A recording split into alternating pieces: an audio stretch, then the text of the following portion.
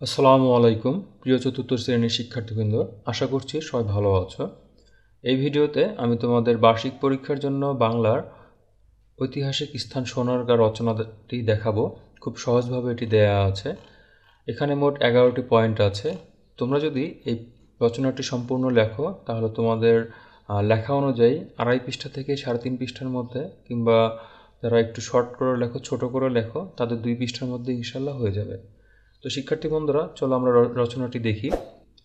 ঐতিহাসিক স্থান সোনারগাঁও। প্রথমেই ভূমিকা। সোনারগাঁ বাংলাদেশের একটি গুরুত্বপূর্ণ ঐতিহাসিক স্থান। মুঘল আমলে এটি ছিল কাপড় তৈরির প্রসিদ্ধ স্থান। অবস্থান: ঢাকার দক্ষিণ পূর্ব দিকে নারায়ণগঞ্জ জেলার সোনারগাঁয়ে অবস্থান। ঢাকা থেকে সোনারগাঁয়ের দূরত্ব 27 কিলোমিটার। এরপর রাজধানী: ঢাকার আগে সোনারগাঁ ছিল দক্ষিণ পূর্ব বাংলার রাজধানী। ঈসা খাঁ ছিলেন এই অঞ্চলের শাসনকর্তা। এরপর রয়েছে নামকরণের ইতিহাস। সোনারগাঁয়ের পূর্ব নাম সুবর্ণগ্রাম। ঈসা খাঁ তার স্ত্রী সোনা বিবির নাম অনুসারে এই অঞ্চলের নাম রাখেন সোনারগাঁ।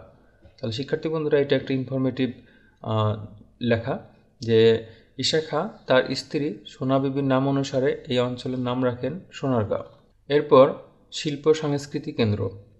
প্রাচীনকাল থেকেই সোনারগাঁ শিল্প সংস্কৃতির কেন্দ্র হিসেবে গড়ে উঠেছিল।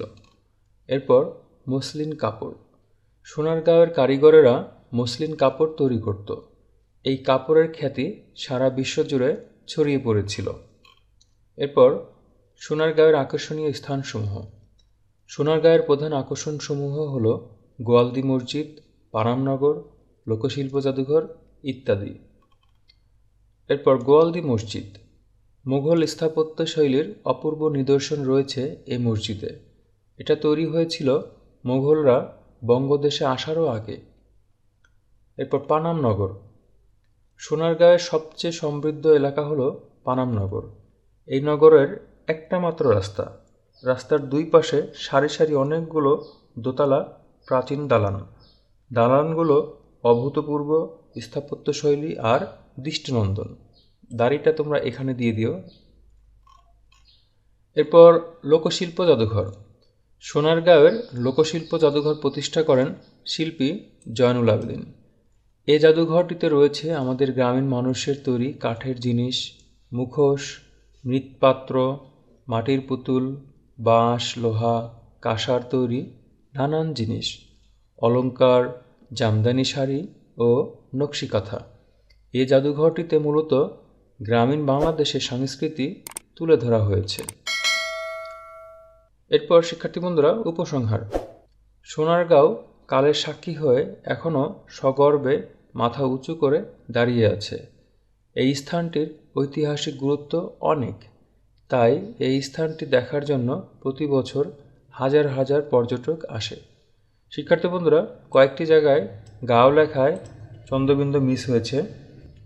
তো তোমরা এই গাঁও লেখায় চন্দ্রবিন্দু যেসব জায়গায় মিস হয়েছে সেই জায়গাগুলোতে একটু চন্দ্রবিন্দুগুলো দিয়ে নিও। তো শিক্ষার্থী বন্ধুরা, এই ছিল তোমাদের সোনারগাঁ সম্পর্কে একটি রচনা, খুব সহজ রচনা। তোমরা এটি যদি লেখো তাহলে তোমাদের আশা করা যায় 2 পৃষ্ঠার মধ্যে ইনশাল্লাহ হয়ে যাবে। এখানে মোট 11টি পয়েন্ট রয়েছে। শিক্ষার্থী বন্ধুরা, আমরা পরের ভিডিওতে তোমাদের আরেকটি রচনা ঐতিহাসিক স্থান পাহাড়পুর নিয়ে আলোচনা করব। দেখা হচ্ছে ইনশাল্লাহ পরের ভিডিওতে। যদি ভিডিওটি ভালো লেগে থাকে তাহলে অবশ্যই তোমার বন্ধুদের কাছে এটি শেয়ার করে দাও এবং অবশ্যই চ্যানেলটিকে সাবস্ক্রাইব করে বেল আইকনে ক্লিক করে দাও, যাতে পরের ভিডিও আপলোড করার সাথে সাথেই তুমি একটি নোটিফিকেশন পেয়ে যাও। ধন্যবাদ সবাইকে। আসসালামু আলাইকুম।